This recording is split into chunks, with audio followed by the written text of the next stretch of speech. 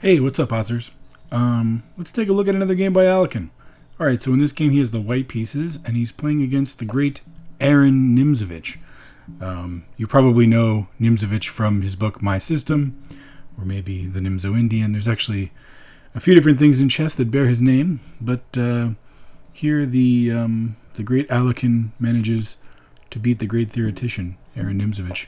So e4, e5, knight f3, knight c6, and we have a Roy Lopez. After bishop a4, knight f6, 0-0. Knight takes e4, so the Spanish Open. This is one of my favorite defenses is black. It's really dynamic, really interesting, and rarely ends in a draw. So d4, the most common move then, and still the most common move today. b5, bishop b3, and now d5, looking to hold this knight on the strong square e4, but also maybe shut this bishop out of the game. Now pawn takes pawn, white gets their pawn back. So it's not really a gambit, the Spanish Open. It's called the Open. It's not really a gambit. So white gets the pawn back, and now after bishop e6, a very common move, c3, taking away this d4 square, and bishop e7, black completes their development. Other moves here, common moves for black are bishop c5 is pretty common. Also, that square is usually occupied by a minor piece, either the knight on e4 or the bishop on e7. So bishop e7, leaving this square open for a knight maybe to harass the bishop on b3 someday. And now knight d2. Now this is an interesting decision by white because it does appear to block in the bishop on c1. And Alekhine gives some lines in his notes. He said, if bishop e3, then one possibility for black would be simply to castle, and then knight bd2 could be played. Here he looked at a few different things. One thing that I guess he didn't like was if knight takes, let's say queen takes, knight a5, hitting this bishop on b3, well, of course, he wants to retain his bishop. And now black can play c5. This pawn supported by the bishop on e7. And this pawn structure is the kind of pawn structure that black is really happy with in a lot of Roy Lopez variations. And here it's no different. That's a strong sort of queenside 4-3 majority, which will give white all kinds of problems and is good enough for equality. So because of that, bishop e3 was not played. Although there's this other slightly interesting variation here after 0-0, knight bd2. So knight takes was the variation we just looked at, which Alekhine thought was best. But f5 was another thing he considered, and there's a somewhat amusing variation here after en passant, knight takes, and now knight g5. This would be very good for white. Attacking this bishop, but also bringing a piece closer to black's king, creating a lot of attacking chances. For instance, now if bishop d7, white can make use of the e4 square. The bishop on b3 is pinning the d5 pawn to the king, so knight e4 is possible. And if black were to try to sidestep the pin, then simply knight takes f6, followed by knight takes h7 is just a killer shot. If king takes, queen h5 check, and there's really no escaping mate here. It's mate in 4. I believe it's a Greco's mate. After king g8, bishop takes d5. Black can throw some pieces away, but the mate cannot be stopped. Really nice mate pattern here. Okay, but that did not occur in the game. That was, let's say, maybe a fantasy variation, something that Alekhine had hoped might be possible, but after knight d2, probably the other variation with knights exchanged followed by knight a5 and c5 is why he didn't play knight d2. Instead, is why he didn't play bishop e3. Instead, he played knight d2 now. Black continues with knight c5 attacking the bishop. And now we have bishop c2 retaining the bishop, and black pins the knight on f3 to the queen. Okay.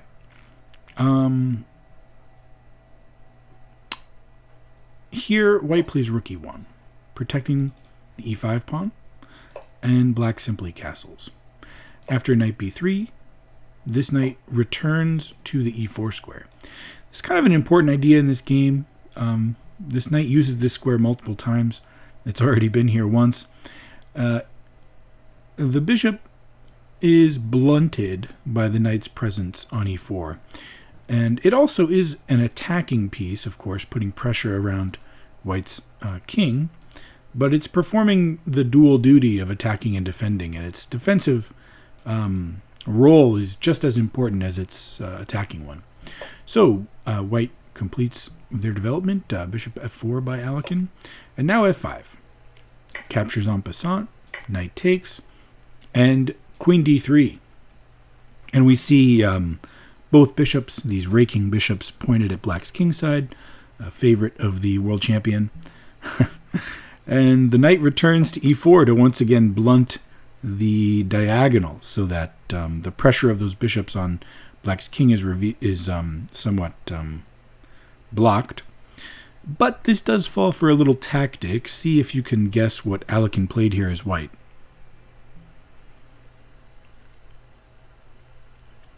So the tactic is bishop takes c7. If the queen takes the bishop, now comes queen takes e4, and it's check. And after the king moves, the key idea here is that this knight now is gone. With no pawn here and no knight on e4, the pressure against black's king is it's pretty severe. It's hard to find meaningful ways for black to hold the position together now. Of course, the additional 2 pawns that white has also gives white just a nice long-term advantage. Okay, but that is not what was played, because after bishop takes c7, Nimzovitsch saw the idea and in a very calm way simply played queen d7. Now, knight e5, a very nice idea. After takes, both bishops now are pointed black at the black king. And here, white plays bishop h4, putting an enormous amount of pressure on the f2 square. So Alekhine retreats to g3. And after an exchange, we see the move bishop f5, looking to reveal on the queen. Now, here I was curious because it looks like a lot of pressure on f2 by the rook and the knight. Why not simply something like rook takes f2? Well, there is an answer. See if you can find it. White could reply with rook takes e4 here. And now the rook on f2 is hanging, so if pawn takes, we could play queen takes queen, followed up by rook takes, king takes rook. And if this rook becomes a if it becomes a desperado piece and plays rook takes c2, well, our rook can do a similar trick and play rook takes g4. If queen takes rook, we have queen takes rook, and at the end of all these different variations, we're just going to be up a knight. If black were to try to grab one more pawn, then our knight can flee to c5, getting a tempo off the queen. And, well, the queen just doesn't have a lot of great squares. For instance, if she goes, let's say, to this square attacking our knight, we simply defend and threaten mate on g7, and already things look very good for white with an extra piece. Okay, so because of all of that, after this move, bishop takes g3, pawn takes, black does not play rook takes f2, but instead plays bishop f5, so setting up this reveal on the queen. Understandably, Alekhine did not want to see any tricky reveals and played queen e2, but now black plays bishop g4, looking just to repeat the position. Down a pawn with an isolated d-pawn, I would be happy to repeat as black as well. After queen d3, bishop f5, okay. The question is posed to white. Do you want to draw? And Alekhine played the move queen d4, so no draw. Now, I think he must have, I'm sure, saw before he played queen d4 that this tactic knight takes g3 does not work. It appears to work because the bishop on c2 is undefended, and after knight takes g3, if pawn takes g3, then bishop takes c2, and now, maybe black is somewhat back in the game here, getting their pawn back with a good bishop versus a knight that might not be quite as active as the bishop. But after knight takes g3, there is a different response that white had in mind, to see if you can spot it.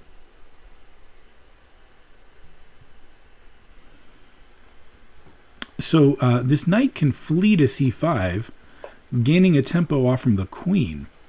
And when she moves, now bishop b3, which leaves the knight on g3 hit, as well as bishop x d5 with, all kinds of threats. And so because of that, this move, knight takes g3, was actually not playable back here. And so after queen d4, white simply played rook d8, looking to protect the d5 pawn. Okay, rook a d1, putting more pressure on d5, and maybe introducing an idea of bishop takes e4 as a tactic, or possibly rook takes e4 as a tactic someday in the future. Now, there's a really interesting sort of computer move here, suggested by my engine, not mentioned in Alekhine's notes and not played in the game. It's this move g4. I'm sorry, instead of rook a1. This move g4. It's a super interesting move. So if bishop takes, there's a pawn fork, which I think you would have to be a little bit brave to go for, but it does look good, winning a piece. And if the bishop were to retreat, then now simply f3, and after something like knight f6, for instance, bishop takes g6, pawn takes, and you can see white just has a far superior position now because of these doubled pawns. White is still up a pawn. This is a weak pawn that will likely be really difficult for black to defend. This is going to be a real problem long term for black as well. Okay, that's sort of an interesting sideline there, this g4 idea. In any case, not played in the game. Rook a d1, a much more human-looking move, is what Alekhine played. And now queen c7. So stepping off from the file, so no more sacrificing on e4 sort of tricks in the air. Here, knight d2. A really interesting move, because the dream is to play bishop b3 next and put this bishop on this diagonal. I'm sure that's like the dream. But black is not going to allow that. But with this bishop pointed at the undefended bishop on c2, there's a lot to calculate here. And how does black respond to knight d2? Well, in the game, black played knight takes f2, but let's try to understand why. For instance, knight takes g3 now, with the idea that if bishop takes, the knight can rubber band back to take. And if pawn takes knight, then bishop takes c2 would obviously be better for black. Could be responded to in much the same way as in the previous variation. Bishop b3, hitting the d5 pawn, leaving the knight on pre. And now white is much better. I'm not sure where this knight could go. It cannot use the e4 square anymore because the d5 pawn is pinned. So it would have to go, I guess, somewhere like h5 when... Okay, g4 is an interesting pawn fork. But, okay, so that's why after knight d2, knight takes g3 is not possible. But why not simply knight takes d2? It seems logical. Okay, and so here, bishop takes f5 is very strong for white. The knight needs to be saved, and if it comes to c4, then bishop e6, check, and let's say king h8, followed by bishop takes d5, is really difficult for black to come back. Even if black were to try to grab this pawn on b2, simply rook b1, and after knight c4, white can even play bishop takes a8 here. Rook takes queen is not possible because of the back rank mate, and if rook takes bishop, then white is just up far too much material. And so that's why way back here in this position after knight takes after knight d2, knight takes g3 we looked at was not really possible. Knight takes d2 was the variation we just considered. That explains why Nimzovitsch decided to play this move knight takes f2. And so here simply capturing the knight with the queen would allow bishop takes bishop. That's what black's hoping for, getting a pawn back and maybe getting rid of this bishop.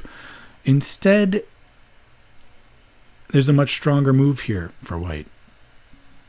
Bishop takes bishop.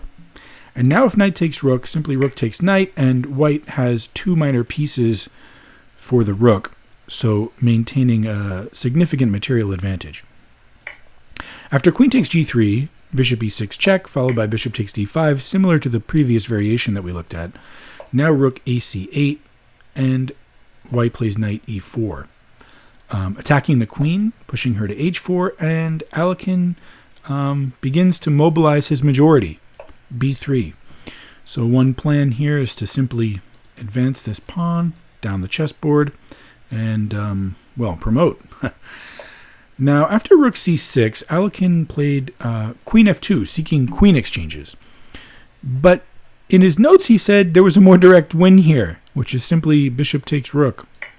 It looks a little crazy, and I think during the game he probably didn't play it because after, let's say, rook takes queen, rook takes, white does have more material and a nice back rank threat maybe, but black would get a perpetual with queen e1 check, king h2, queen h4 check, king g1, queen e1 check, and etc. You guys get the idea. That's going to be a draw. However, back here, instead of rook takes rook, white had pawn takes. When it's going to be really hard for white to stop this pawn. His queen does cover the queening square for now, but the coordination of white's forces is impressive. For instance, well, it's still a chess game, but white would have a much better go of it. Almost every move I see looks winning for white here. In any case, after the move rook c6, Alekhine played queen f2, seeking exchanges. Queen h5 was played, and now queen f3. This forces the issue. If the queen were to run away, maybe queen h6 or something, the rook on c6 would be hanging, and our rook on d1 is defended by our queen. So black is more or less forced into queen takes queen, and after pawn takes, you can see not only is this 3-2 majority here very powerful and difficult to stop, but white's king can very quickly get into the game, whereas black's king is hemmed in by the bishop and does not have a quick avenue to access the queen side or the center of the board. So after g6, maybe trying to remedy that issue, actually all of these squares are taken. Black's king is going to have to do a real circuitous route to get over here if he wants to go. Rook d2. And the idea here is that now the rook on d2 is defended by the knight, so bishop takes c6 becomes a threat. Previously this was a pin. If bishop takes rook, we had rook takes rook check, but now this renews the threat. Okay, so rook b6, stepping out of the way, and maybe reading Alekhine's mind that he wants to push this pawn to get a rook to b1 with check. But Alekhine was okay with that. He just pushed, and after takes rook b1 check anyway, the king is coming towards the center rather quickly. c5, there goes the pawn, rook c1, c6, that pawn is going to be hard to stop. After king g7, Alekhine now plays a really beautiful move. I will say white's advantage now is so clear that almost any move wins for white. King e3 would be winning, king g3 is probably winning, king e2 is probably winning, for instance. But there's a nice sort of thematic move here that white played that really demonstrated the superiority of his position. See if you can find it. So he played this move, bishop c4. I like it for a lot of reasons. It sort of shows the nice coordination of white's pieces. Okay, obviously if rook takes rook, the knight takes rook, and the knight defends the bishop. Is kind of a key idea. But another idea is that it's kind of an interference move. Like we're really threatening to just push this pawn down the board. So here, Nimzovitsch decides to return a little material. Well, return, he was already down, but give up a little material just to win this pawn on c6 because it was such a dangerous pawn. That was probably the right decision, but at this point, black's already lost. After rook d7 check, I'm not sure. Black's king has nowhere to go, really. He steps to h6. Of course, if he had gone to the back rank, he would just be trapped. And now, white can activate their king. Rook c4. Simply knight f2. And here, it's hard to find a move for black. He played king g5, which allows rook d5 check, and then rook takes pawn, and here black resigned. But if you look back at this position, I mean, okay, if he moves his king, he could be losing his h-pawn. If he steps forward, there's also this check losing the a-pawn. So, what's a different move for black here that doesn't just lose immediately? Something like a4 seems logical, keeping this pawn protected by the rook, but here things actually go bad pretty quickly. See if you can find the combination that would follow. So knight g4 check would be pretty devastating. Black more or less obligated to give up his rook for the knight when it's game over, right? If he were to step forward, let's say, for instance, king g5, well, now simply rook e4 is mate, so king g5 is not going to work. And if king h5, then we also have a mate following rook d5 check.